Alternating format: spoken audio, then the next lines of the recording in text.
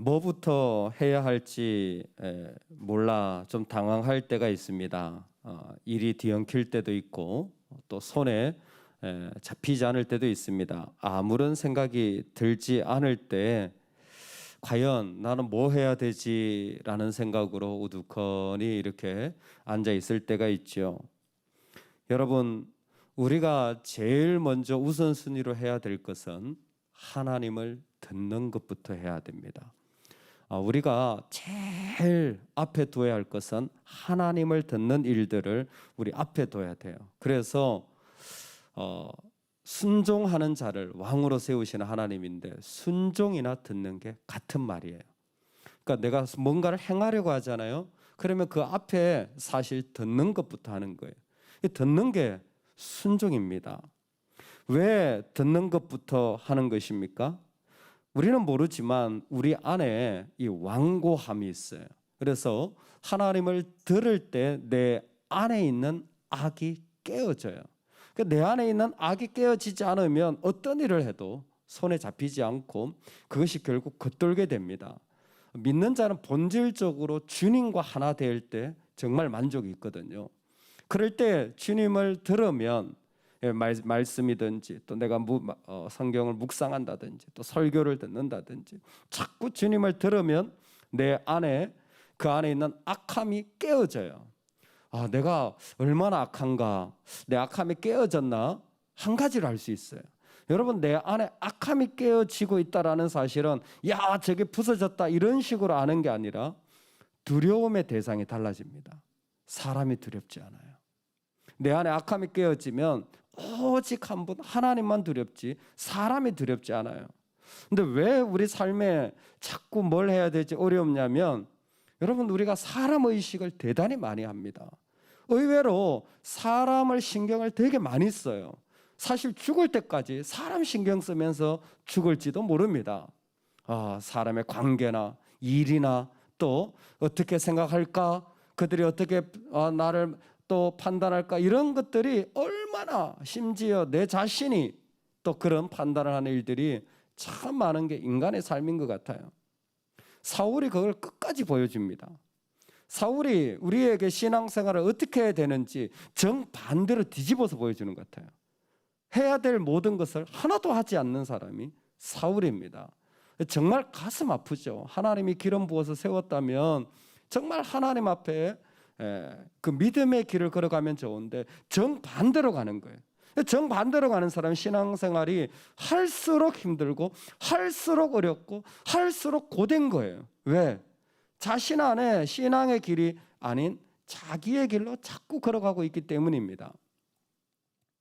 결국 사무엘이 와서 순종의 제사보다 낫습니다, 듣는 것이 수양의 기름보다 낫습니다 라고 결정적으로 그 사울의 앞에 안에 있는 그 불순종의 이유들을 드러내는 겁니다. 그리고 구체적으로 얘기하죠. 하나님이 당신을 이제 패하고 당신보다 더 나은 왕을 준비하실 것입니다. 그랬더니 사울이 뭐라고 하는지 보실래요?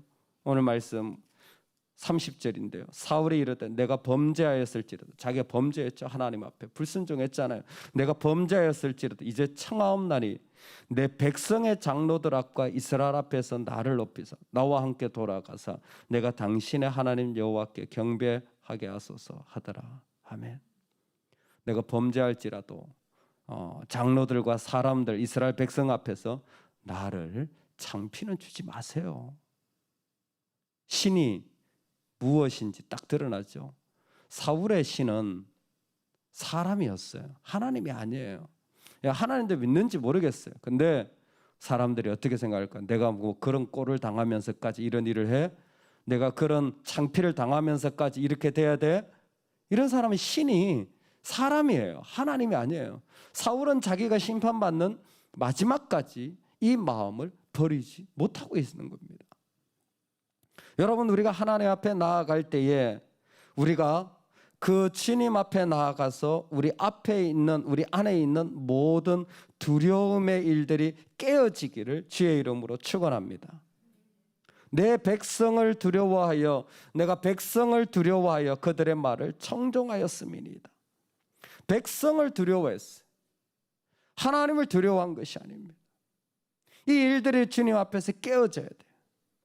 그때 하나님은 변화라는 것을 일으키십니다. 이것을 오늘 하나님이 사울을 왕으로 삼으신 것을 후회하신다라는 거예요. 변화라는 것을 하나님 일으키시는 거예요. 여러분, 변화가 되면요 반드시 일어나는 게 뭐냐면 이전 것은 버려지고 새로운 것이 드러나게 돼요. 우리는 변화를 좋아하는 것 같지만 사실 우리는 누구보다도 변화를 싫어합니다. 완고하다니까요. 조금이라도 뭔가 변화되는 것에 대하여서 나와 관련되어 있다면요 우리는 적극적으로 왜 나한테 먼저 말 안 해주지 않았습니까? 왜 나한테 상의하지 않았습니까? 왜 나한테 기별하지 않았습니까? 일단 내 중심이에요. 그게 얼마나 하나님께 유익하냐로 아멘 하는 것이 아니에요. 나와 관련된 수많은 절차를 만드는 게 이 세상 시스템입니다.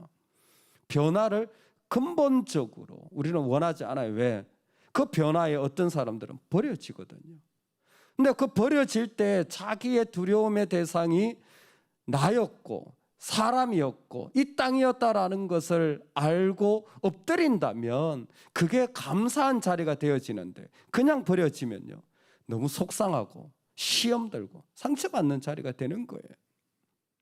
하나님의 후회하심이 무엇입니까? 하나님의 후회하심은 그분의 계획이 잘못되었기 때문이 아닙니다. 사무엘이 죽는 날까지 사울을 다시 가서 보지 아니하였으니 이는 그가 사울을 위하여 슬퍼함이었고 여호와께서는 사울로 이스라엘 왕 삼으신 것을 후회하셨더라. 후회하셨다라는 건 아파하신다라는 겁니다.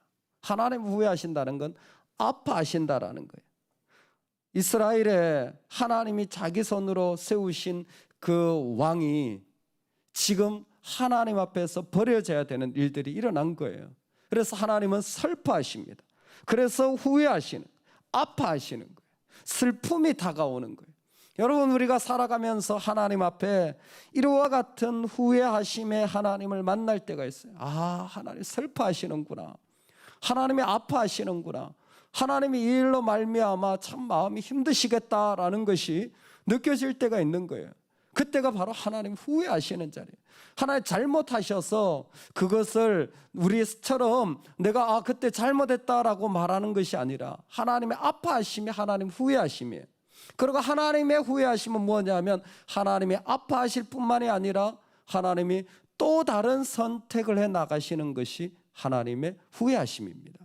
한쪽에서는 아파하시고 동시에 하나님은 또 다른 선택을 해 나가시는 거예요. 여기에서 잠깐 설명을 드리면요, 여러분 오늘 말씀에도 있지만 하나님은 그 계획을 변하게 하시는, 변개하시는 분이 아닙니다. 29절에 보면 이스라엘의 지존자는 거짓이나 변개함이 없으시니 그는 사람이 아니시므로 결코 변개하지 않으심이니이다 하니 아멘. 하나님은 기본적으로 자신의 계획을 이랬다 저랬다 바꾸시는 분이 아니에요.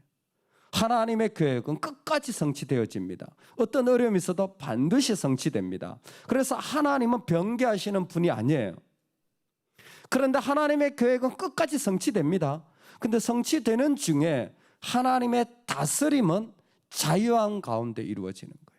하나님의 다스림은 자유한 가운데, 계획은 끝까지 성취돼요. 근데 하나님의 다스림은 자유한 가운데 이루어지시는 거예요. 하나님은 이 일을 통하여서도 저희를 통하여서도 이루시는 거예요. 이때 중요한 게 있습니다.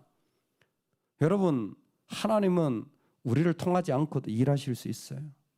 하나님의 계획은 이루어집니다. 근데 하나님은 나를 사용하지 않더라도, 하나님 우리 교회를 사용하지 않더라도, 하나님 우리 가정을 사용하지 않더라도 하나님 일은 이루어집니다. 우리에게 중요한 것은 왜 나를 사용하지 않느냐가 아니라 그 자리에 하나님 나를 긍휼히 여겨 주옵소서. 이게 우리의 기도입니다. 하나님의 계획은 반드시 이루어져요. 어머, 이렇게 되니까 안 이루어질 것 같죠. 내가 빠지니까, 내가 버림받으니까 안 될 것 같죠.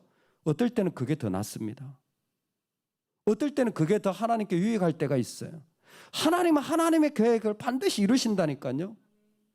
하나님 후회하심이 없으세요. 반드시 이루십니다. 근데 뭐예요? 그 안에 하나님은 이 땅에 심지어 우리의 대적을 사용하고라도, 우리의 넘어짐을 사용하고, 우리의 버려짐을 사용하고, 우리의 잘됨을 사용하고, 우리의 풍요를 사용하고, 우리가 가지고 있는 어떤 것을 사용하셔서 하나님 그 계획을 이루시는 거예요. 사울은 버려집니다. 사실 사울이 버려진 이유는 하나예요. 하나님의 마음이 바뀌어서가 아니에요. 그의 신이 바로 백성들이었고 사람들이었다라는 것이 드러난 거예요. 사람들의 평범이 그렇게 중요했던 거예요. 그때 하나님이 더 나은 왕을 보시는 거죠. 하나님 보셨다라는 거예요. 하나님이 더 나은 왕을 보셨다라는 겁니다. 마지막으로 16장 1절을 읽겠습니다. 시작. 여호와께서 사무엘에게 이르시되 내가 이미 사울을 버려 이스라엘 왕이 되지 못하게 하였거늘 내가 그를 위하여 언제까지 슬퍼하겠느냐. 너는 뿔에 기름을 채워 가지고 가라. 내가 너를 베들레헴 사람 이새에게로 보내느니 이는 내가 그의 아들 중에서 한 왕을 보았느니라 하시는지라. 아멘. 이새 아들 중에서 내가 한 왕을 보았다는 하나님의 다스림과 계획이 이루어지고 있는 거예요. 여러분 낙담하지 마십시오. 하나님의 아파하심 뒤에는 하나님의 더 나은 선택이 있습니다. 이게 하나님 후회하심이에요. 하나님의 아파하심 다음에 하나님의 더 나은 선택이 있어요. 내 가운데 아프고 힘들고 슬픈 일들이 있습니까? 하나님의 기쁨이 다가올 것입니다. 하나님의 더 나은 선택을 우리 가운데 세울 것입니다. 그러면 하나님의 더 나은 선택이 어디에 머뭅니까? 아무것도 아닌 하카톤 말제인 이 8번인 그 다윗이 그 무명의 목동 생활을 할 때에 그 골리앗과 싸우듯이 공과 싸우고 그 안에서 하나님을 향하여 진심으로 그 가정을 위하여 열심으로 최선을 다해서 그 삶의 자리를 살아가는 것을 하나님은 보신 거예요. 거기에서 정말 양 한 마리 지키는 것도요 그냥 대충이 아니라 마음을 다하는 것을 봤어요. 제가 늘 교사들에게 하는 말이 제발 애들한테 전화 좀 해라.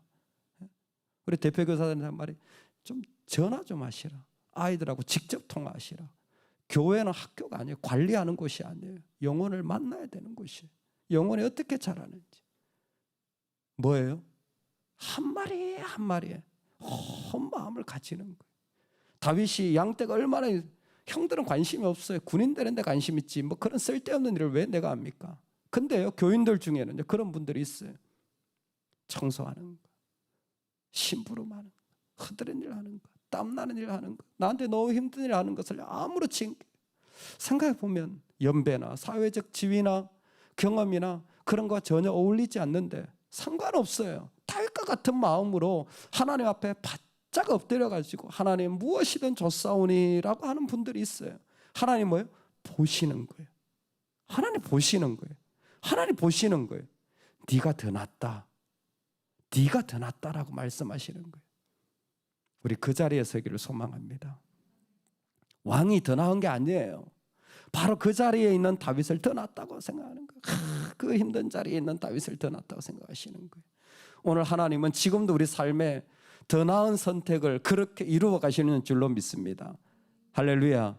오늘 우리가 하나님 앞에 나아갈 때 여러분 우리가 해야 될 일이 무엇이라고 했죠? 하나님을 듣는 것이라 했습니다. 그래야 내 안에 있는 완고함이 깨어져요. 안 들리면 안 깨져요. 근데 내 안에 완고함이 깨져요. 그러면 두려움의 대상이 바뀌어집니다. 사람이 아니라 하나님으로 바뀌어져요. 그 일을 통하여 하나님은 뭐예요? 하나님의 변화를 일으켜 나가는 이 땅에서 후회하시는 하나님을 통하여서 아파하실 뿐만 아니라 더 나은 하나님의 계획을 이루어가는 자리를 주님은 지금도 이루어 가실 줄로 믿습니다. 그 자리에 저와 여러분이 세움받기를 간절히 축원합니다.